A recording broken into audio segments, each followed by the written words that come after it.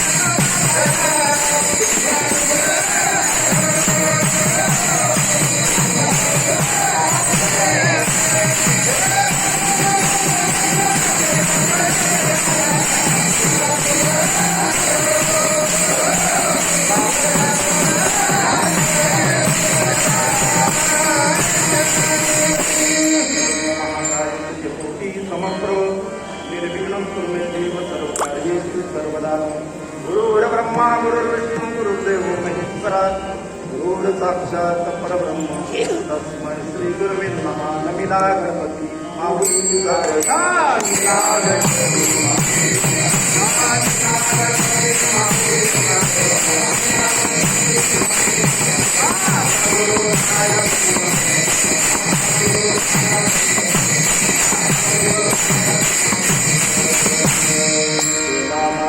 मन लागो तुझे चरणी संसार व्यसनी पडोरी नामस्मरण घडो संत समागम वाहुकाची भ्रम नको देवा प्रस्तुत प्रसंगी कीर्तनरूपी सेवेकरता निवडलेला अभंग संत संप्रदायाचे खांब पैठण निवासी शांती ब्रह्म एकनाथ महाराज एकनाथ महाराजांचा हा 4 चरणांचा उत्कृष्ट असा सर्वांच्या परिचयाचा आणि मागणी प्रकरणातील अभंग सेवेकरता तत्पूर्वी आजची सेवा आहे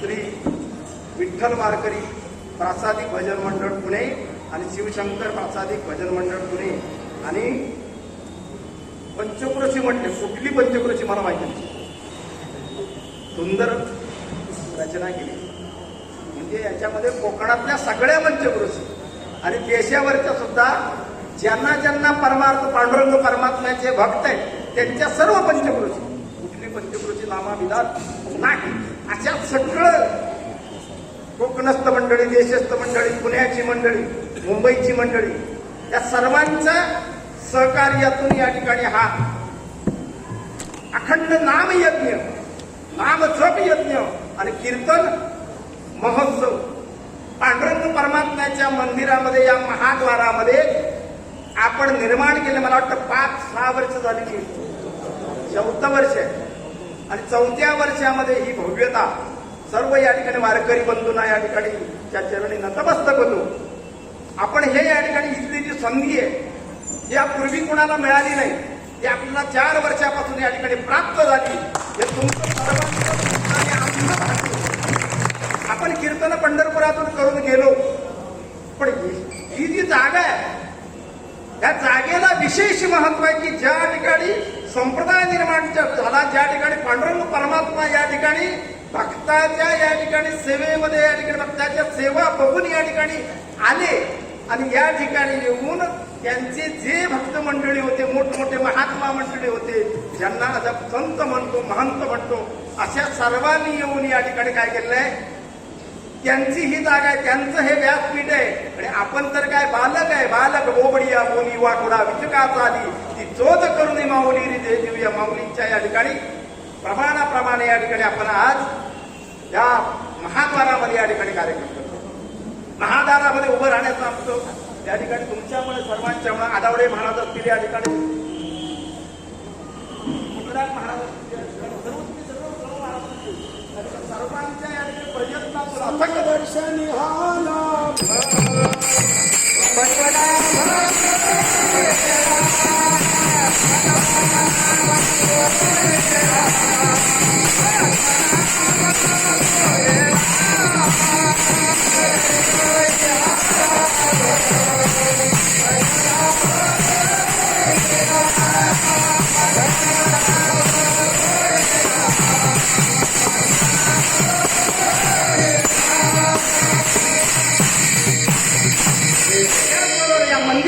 समितीने आपल्याला स्वीकारलेलं आहे.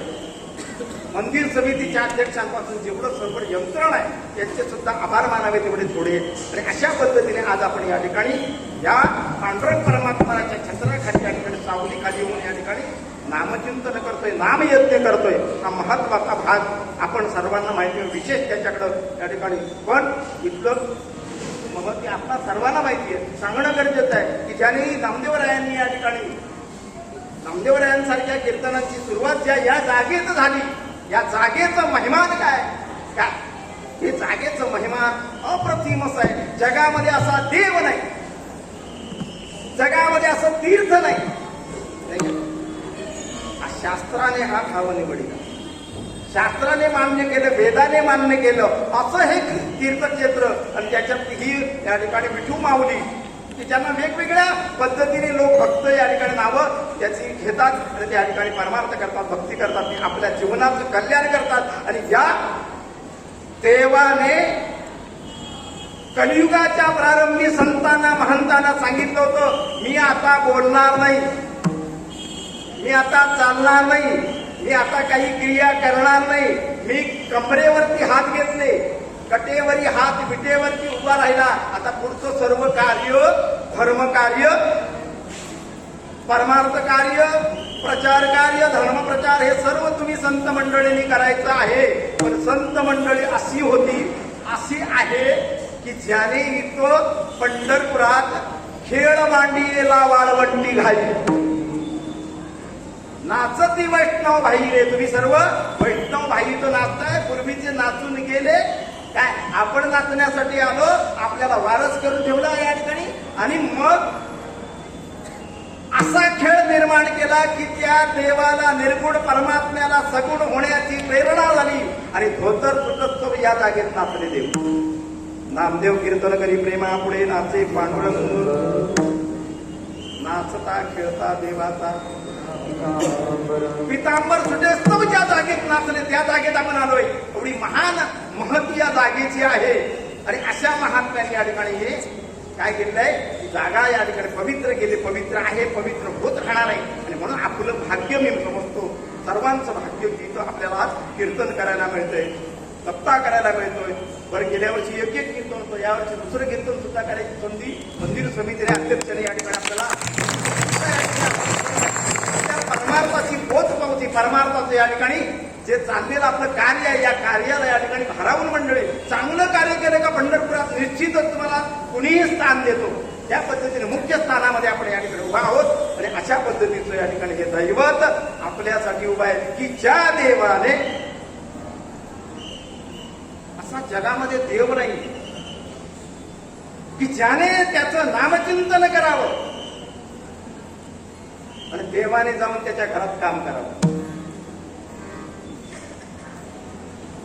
या देवाने या ठिकाणी बरं त्याने श्रीमंत पाहिला नाही, उच्च पाहिला नाही, नीच पाहिला नाही, ऊच नीच काही नेणे भगवंत आपल्या काकड आरतीमध्ये या ठिकाणी संत महात्म्याने जी आपल्याला आचारसंहिता दिलेली, त्याचं चिंतन जर केलं या ठिकाणी तर सर्व धर्म समभावाचं तत्व भगवंताने पुरातन काळापासून या ठिकाणी काय केलेलं आहे, अवलंबलेला आहे. विठू माझा लेकुरवाला संगे गोपाळांचा मेळा, सर्व बहुजन समाज, सर्व जाती जमाती, सर्व धर्म, आणि त्याने आपला स्वतंत्र धर्म निर्माण केला. विठोबाचा धर्म जागो,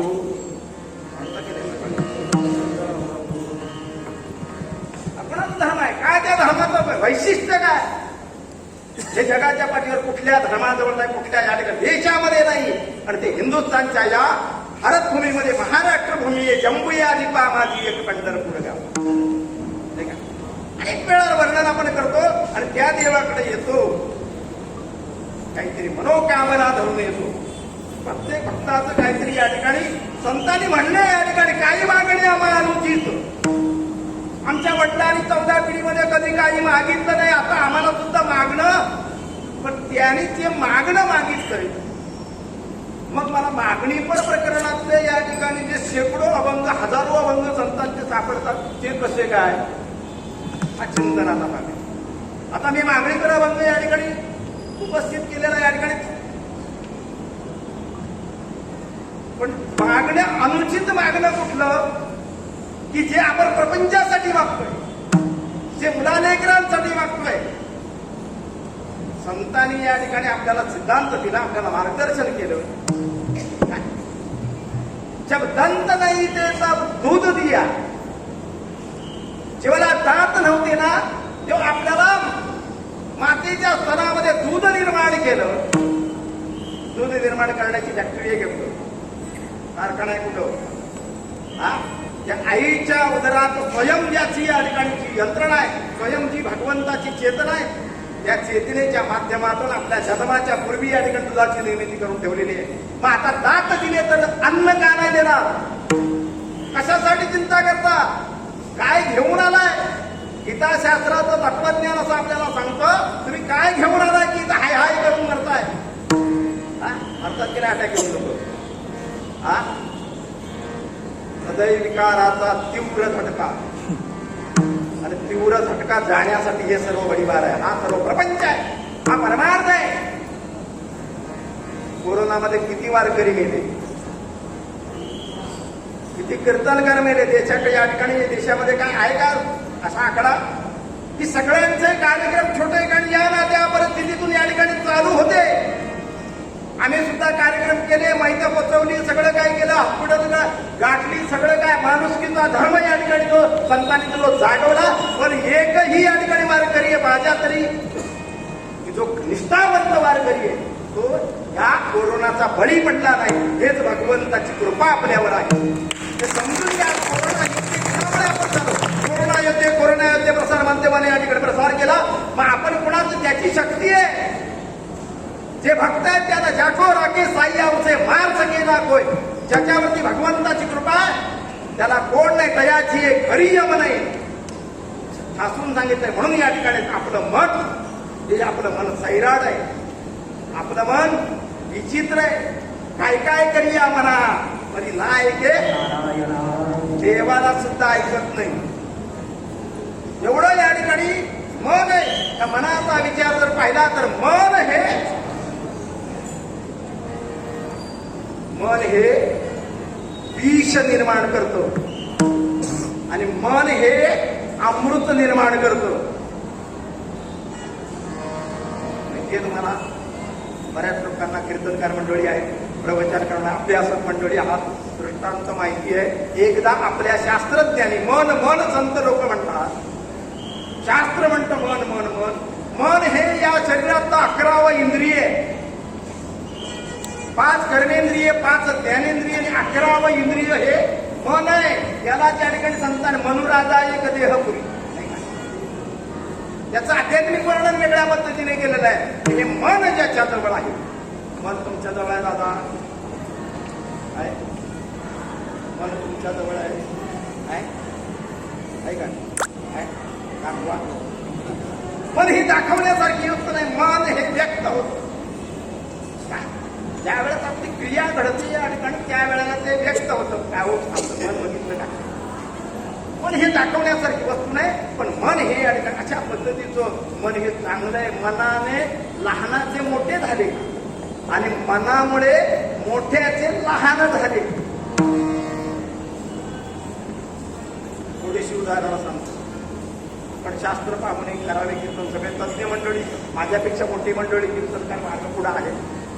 शास्त्राच्या पलीकडे देवाच्या दरबारामध्ये बोलायचं नाही. शास्त्रज्ञांनी ठरवलं मनाचा विचार, आणि एक मनुष्य असा निवडला की ज्याला या ठिकाणी फार चोरी दरोडे या ठिकाणी मारामारी खून मारामाऱ्या केलेल्या होत्या.